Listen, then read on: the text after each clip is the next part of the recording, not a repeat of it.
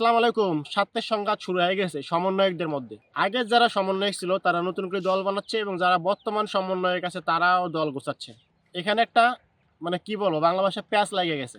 দেখেন, বাঙালি আমরা এমন একটা জাতি, আমরা কখনো কারো ভালো চাই না। হ্যাঁ, কখনোই কাউকে নেতা মানতে চাই না। নেতা মানি তখন বাধ্য হয়ে, বাধ্য ছাড়া আমরা কখনোই নেতা মানতে চাই না। তো সবাই আমরা চাই স্বার্থ, নিজের স্বার্থ হাসিল হলেই আলহামদুলিল্লাহ আমরা খুবই ভালো।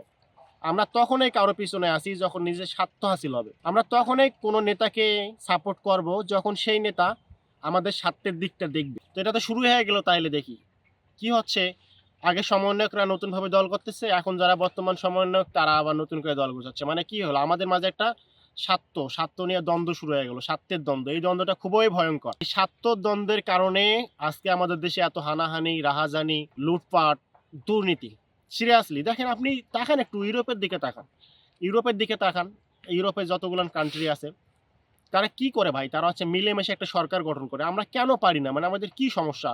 আমরা আওয়ামী লীগ, বিএনপি, জাতীয় পার্টি, জামাত, আলাদা আলাদা ডিফারেন্ট কি দরকার আছে? আমরা কি চাই? আমাদের রাজনীতিবিদদের কি দরকার? রাজনীতিবিদদের চাওয়াটা কি? দেশের উন্নতি করা, তাই তো? দেশের মানুষকে ভালো রাখা, তাই না? তো আমরা কেন ভাই এই হানাহানি রাহাজানির পেছনে যাই? কেন আমরা হিংসা করি? কেন আমরা সবাই মিলেমিশে একটা দল গঠন করতে পারি না? এটা হচ্ছে সর্বসাধারণের দল। এখানে আওয়ামী লীগ থাকবে না, জামাত থাকবে না, বিএনপি থাকবে না, কেউই থাকবে না। আমরা সবাই এক। বিএনপি ক্ষমতায় আসলে আওয়ামী লীগকে মারে, আওয়ামী লীগ ক্ষমতায় গেলে বিএনপিকে মারে। এখন তো যে এখন যা হচ্ছে, আমরা চাচ্ছিলাম যে আমরা মনে হয় ছাত্ররা বা জনসাধারণ সর্বসাধারণ মিলে একটা দল গঠন করে আমরা চাচ্ছিলাম দেশের উন্নতি করতে, নাকি?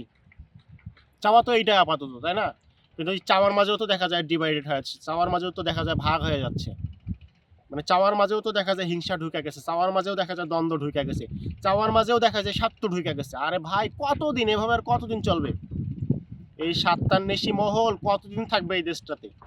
আমরাও চাই, মানুষ তো আগায়, আমরা তো পিছাচ্ছি। মানুষ যাচ্ছে 2000, এখন চলো 2025 সাল, তো আমরা যাচ্ছি 1976 সালে বা তার আগে।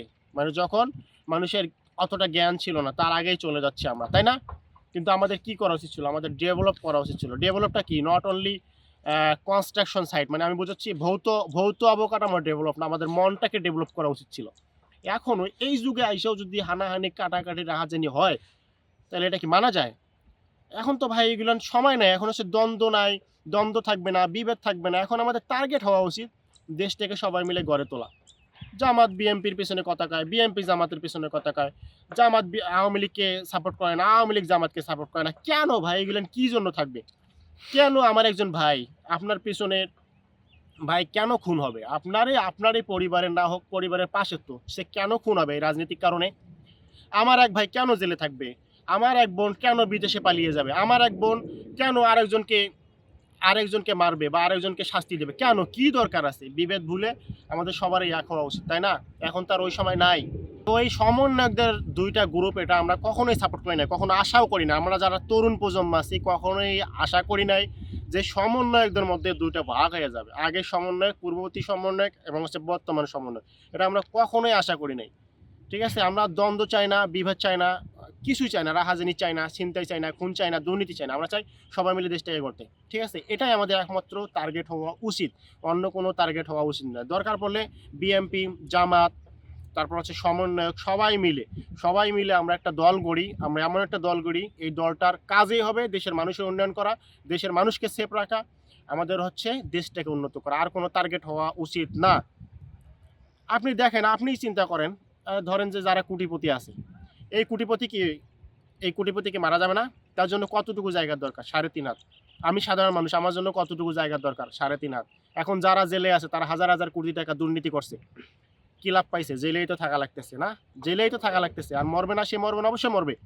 মরার পরে তার জায়গা ওইখানে হবে, ওনারও যেখানে হবে, আমারও সেখানে হবে, সবারই সেম জায়গা হবে।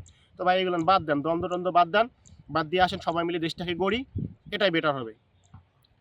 তো আল্লাহ সবার মনে স্বার্থটা তুলে দিয়ে নিরহংকারভাবে দেশটাকে গড়ার তৌফিক দান করুক, সেই প্রত্যাশায় ভালো থাকবেন। Thank you so much. আসসালামু আলাইকুম।